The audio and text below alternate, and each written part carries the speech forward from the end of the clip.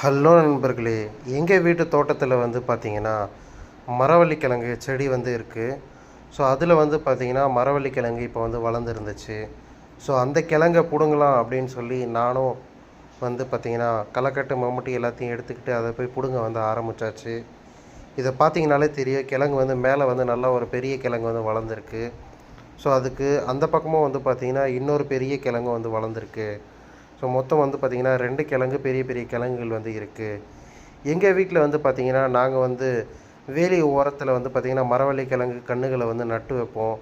அதுவாக வந்து வளர்ந்தால் வந்து சாப்பிடலாம் அப்படின்னு சொல்லி நாங்களே நட்டு வைப்போம். ஸோ அந்த விதத்தில் வந்து பார்த்திங்கன்னா அப்படி நட்டு வச்சுருந்த கிழங்கு செடியிலேருந்து நல்ல கிழங்குகள் வந்து வளர்ந்துருந்துச்சு. அதை வந்து வெட்டி எடுக்கலாம் அப்படின்னு சொல்லி நான் வந்து போனேன். ஸோ அப்போ தான் வந்து பார்த்திங்கன்னா இதை வந்து வெட்டி ஒன்று ஒன்றா வந்து எடுத்தாச்சு நண்பர்களே.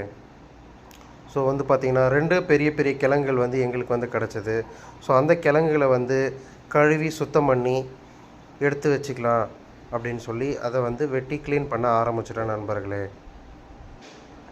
ஸோ கிழங்குகளை வந்து பார்த்திங்கன்னா சின்ன சின்ன துண்டுகளாக வந்து கட் பண்ணி எடுத்தாச்சு. ஸோ அதை வந்து தண்ணியில் போட்டு நல்லா வந்து வாஷ் பண்ணி எடுத்துக்கலாம். ஸோ கிழங்குகள் மேலே வந்து பார்த்திங்கன்னா நிறைய வந்து மண்ணுங்க வந்து இருக்கும்.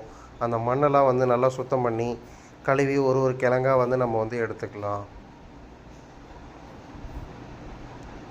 ஸோ வந்து பார்த்திங்கன்னா இதோட ஃபுல் வீடியோ வந்து நம்ம வந்து யூடியூப் சேனலில் வந்து நான் வந்து அப்லோட் பண்ணியிருக்கேன். பார்க்கணும் விருப்பம் இருக்கவங்க அதில் போய் பாருங்கள். ஓகே நண்பர்களே, பை பை நண்பர்களே.